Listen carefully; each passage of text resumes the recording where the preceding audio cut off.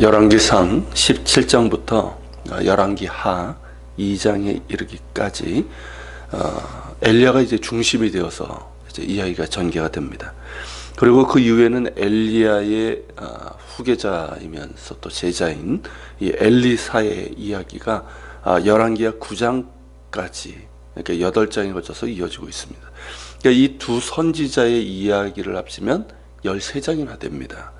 이는 열왕기에서 가장 많은 부분을 차지하고 있는 사람들인데요. 반면에 이 두 선지자가 활동했던 시기의 왕, 특별히 이제 엘리야와 관련되죠. 아합의 경우는 그의 통치 때 했던 눈에 띄는 업적이 있습니다.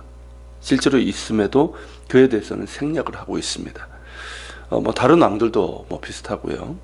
이것으로 보면 열왕기는 단순한 역사서, 즉 왕조실록이 아니라는 것을 알 수가 있습니다. 비록 남유다와 북왕국의 여러 왕들의 치세를 기록하고 있지만 그 관점은 신명기에 근거합니다. 즉 신명기에서 하나님께서 말씀하신 것처럼 그 왕이 하나님을 경외하며 그 명하신 율례와 법도를 행했는지의 여부, 이것이 왕을 평가하는 기준입니다. 그래서 그가 아무리 뛰어난 업적을 이루었다 할지라도, 그의 나라가 부강해졌다 할지라도, 그보다 훨씬 더 중요한 것은 그가 하나님께 신실했는가 하는 것이고요. 그가 하나님의 율례와 법도에 따라 의와 공도를 행했는가 하는 것입니다. 이 기준, 곧 신명기적 기준을 따라 선한 왕과 악한 왕으로 나누어 평가가 되고 있는 겁니다. 그런 까닭에 오므리나 아합이 역사적인 자료로는 나름대로 눈에 띄는 일들을 했습니다. 그렇지만 그들에 대한 평가는 여호와 보시기에 악했다는 것이고 그들이 여로보암의 길을 갔다라는 것으로 이제 귀결이 됩니다. 더불어서 그 때문에 하나님의 사람인 엘리야와 엘리사가 그들보다 더 중요하게 다루어지고 있는 것이죠. 그러니까 이 시대는 쉽게 얘기하면 하나님을 버린 시대입니다. 그러니까 하나님을 버린 시대에 하나님께 대한 믿음으로 시대를 이긴 사람들이기 때문에 훨씬 더 중요한 것이죠. 이런 이해를 가지고 이제 열왕기를 보면 성령께서 우리에게 무엇을 말씀하신지를 더 잘 깨닫게 될 것입니다.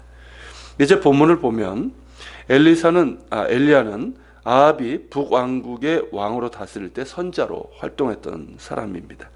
그는 요단 동편 길라산지 디셉에 살고 있었습니다. 이 지역은 북왕국의 영토이긴 했지만 변방 지역이고 디셉이 구약성에서 여기서 한 번 나올 정도로 외지고 작은 마을이었습니다.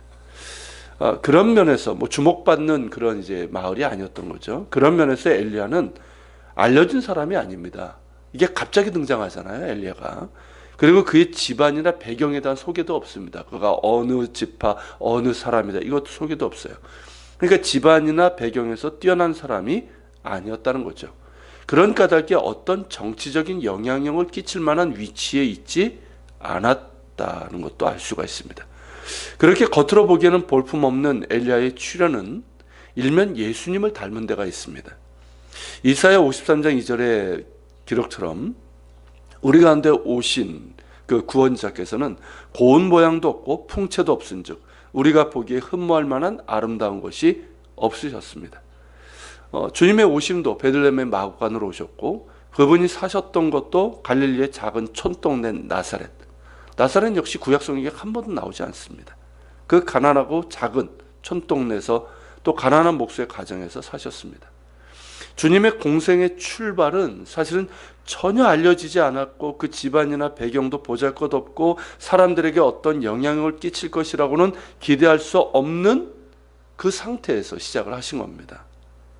그러나 그분 안에 길이 있었고 진리와 생명이 있었습니다.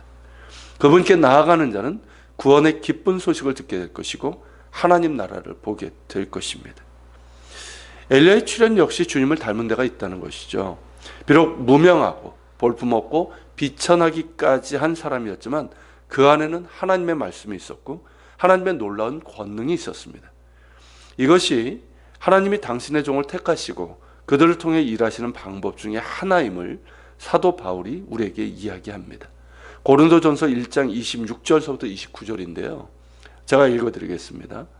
형제들아 너희를 부르심을 보라.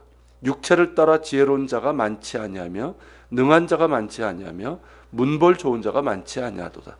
그러나 하나님께서 세상에 미련한 것들을 택하사 지혜 있는 자들을 부끄럽게 하려 하시고 세상에 약한 것들을 택하사 강한 것들을 부끄럽게 하려 하시며 하나님께서 세상에 천한 것들과 멸시받는 것들과 없는 것들을 택하사 있는 것들을 폐하려 하시나니 이는 아무 육체도 하나님 앞에서 자랑하지 못하게 하려 하심이라. 자, 이런 자격이라면 자격이라 할 수 있죠. 이런 사람의 대표적인 사람이 바로 엘리야인 겁니다. 엘리야가 위대한 하나님의 종이 될 수 있었던 가락은 오직 하나밖에 없었습니다. 그의 집안이나 배경이나 학벌이나 능력이나 스펙이 아니라 하나님의 말씀에 전적으로 순종하는 믿음 때문이었습니다. 그럼에도 많은 신자들이 세상과 똑같이 유명하고 유력한 사람들을 통해서 하나님의 역사가 이루어질 것이라는 생각을 갖고 그런 사람들을 찾아다니고 있는 현실을 보면 왠지 씁쓸한 마음이 듭니다. 하나님께서는 우리의 명성이 아니라 우리의 믿음을 찾으십니다. 우리의 배경과 능력과 재산을 찾으시는 것이 아니라 자원하여 하나님께 자신을 드리고자 하는 심령을 찾으십니다. 우리의 가진 바를 높이고 자랑하는 것이 아니라 하나님을 전적으로 의지하는 사람을 찾으십니다. 그렇게 살아계신 하나님을 신뢰하며 순종하는 자들을 통해서 당신의 뜻을 이루어 가십니다. 엘리야가 바로 그런 사람입니다. 그는 아무런 배경이나 가진 것이나 유명세도 없었지만 북왕국의 최고의 권력자인 아합에게 하나님의 말씀을 조금도 망설이거나 두려움 없이 담대히 전합니다. 엘리야는 아합에게 이렇게 말합니다. 내가 섬기는 이스라엘의 하나님 여호와께서 살아계심을 두고 맹세하노니 내 말이 없으면 수년 동안 비도 이슬도 있지 아니하리라. 자, 엘리야는 나의 하나님 여호와라고 하지 않고요, 내가 섬기는 이스라엘의 하나님 여호와라고 말하고 있습니다. 그러면서 하나님의 살아계심을 두고 맹세한다라고 말합니다. 여러분, 여기서 무엇이 보입니까? 우선 엘리야의 믿음과 순종을 볼 수 있습니다. 그가 이렇게 아합에게 담대히 하나님의 말씀을 전할 수 있었던 것은 살아계신 하나님께 대한 전적인 신뢰와 순종이 있었기 때문에 가능했습니다. 그리고 엘리야는 이스라엘의 하나님은 여호와이심을 아합에게 분명히 말합니다. 즉 아합이 숭배하며 정성을 바치는 바알이나 아세라 같은 죽은 우상이 아니라 그것들이 이스라엘의 하나님이 아니라 오직 살아계신 거룩한 한 분 여호와, 그분만이 이스라엘의 하나님이시며 당신과 백성들이 섬겨야 할 하나님이시라는 그런 말입니다. 자, 그렇게 엘리야를 통해서 주어진 하나님의 말씀이 무엇입니까? 아합과 이세벨의 사악한 죄에 따른 진노의 심판입니다. 엘리야의 말이 없으면, 즉 엘리야가 다시 하나님께 구하지 아니하면 수년 동안 비도 이슬도 내리지 않을 것이라는 대기근의 심판입니다. 이스라엘 땅은 제가 몇 번 말씀드린 것처럼 건기와 우기가 뚜렷하게 나뉘고 우기 때 내리는 비로 1년 농사가 좌우되고 또 건기 때는 이슬이 식물의 생장에 절대적인 도움을 주는 곳입니다. 그래서 비와 이슬은 늘 하늘의 축복으로 말하고 있죠. 자, 그렇다면 왜 아합과 이세벨에 대한 첫 번째 심판이 비와 이슬일까요? 비와 이슬은 이 바알과 아세라 숭배의 핵심이기 때문입니다. 가나안의 신들 중에서 이 바알은 폭풍의 신입니다. 그러니까 비와 이슬이 절대적인 가나안 땅에서 이 비를 내려주는 신인 바알은 그들의 땅의 주인입니다. 이 바알이라는 이름이 주인이라는 뜻을 갖고 있습니다. 그리고 바알의 부인 신인 이 아세라는 아스타로스로도 그렇게 불리는데 풍요와 다산의 여신입니다. 사사기로 그 새벽 말씀을 나누면서 한번 말씀을 드렸던 것인데, 이 바알 제의의 목적은 뭐냐면 비가 내리기를 구하는 일종의 기우제의 성격을 갖고 있습니다.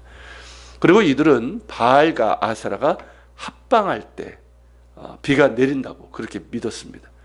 그리고 이 둘이 빨리 합방을 해야지 비가 내릴 것이기 때문에 이들은 사제와 그리고 제의에 참석한 자들이 함께 집단 성관계를 맺어서 이 둘이 빨리 자극을 받아서 합방하도록 합니다. 이렇게 음란하고 가증한 것이 바알과 아세라 제이기 때문에 하나님께서 바알과 아세라 숭배하는 자들에게 늘 진노하시고 그들에게 가까이 하지 말 것이며 그들의 신당과 상을 제거해버리라고 엄히 명령하신 겁니다. 아합과 이세벨과 그의 추종자들은 이런 바알을 그들의 땅의 주인으로 그렇게 믿었고 바알이 이 비와 이슬을 내려서 풍요를 준다면서 바알과 아세라를 섬겼습니다. 그러나 엘리야는 천재 창조주시며 살아계신 한 분 하나님, 이스라엘의 하나님 야훼를 섬겼습니다. 그 하나님께서 비와 이슬을 멈추게 하시고 또한 다시 내리시는 분이심을 선언한 것이죠.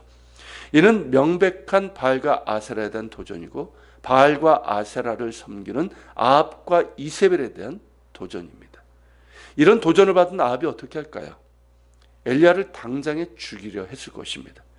어디서 듣도 보지도 못한 자가 이런 도발을 하니까 아합이 가만히 둘 리가 있겠습니까? 이에 하나님께서는 당신의 종 엘리야를 보호하십니다. 다음 시간에 보겠지만 그를 시냇가에 숨기시고 까마귀를 통해 그를 먹이시고 보호하십니다. 그 이후에는 시돈 땅 사르밧에서 그를 지켜주시죠. 그렇게 하나님께서는 당신을 믿으며 순종하면서 불의와 악에 무릎을 꿇지 않는 당신의 종들을 독수리 날개 아래 두시며 지켜주시는 가운데 당신께서 주신 사명을 감당할 수 있게 해주십니다. 같이 기도하겠습니다. 오늘 말씀을 기억해서 기도합시다. 하나님을 버린 시대에 하나님께 대한 순전한 믿음과 순종으로 시대를 이긴 믿음의 사람 엘리야의 이야기를 우리가 보고 있습니다. 그런 믿음을 우리가 보게 하시고 주님 그런 믿음으로 따라갈 수 있도록 도와주옵소서. 우리 같이 기도하기를 원하고요. 그리고 내일하고 수요일 화수는 제가 외부 수련회 다녀오는 관계로 새벽 기도회가 없겠습니다. 참고하시기 바랍니다.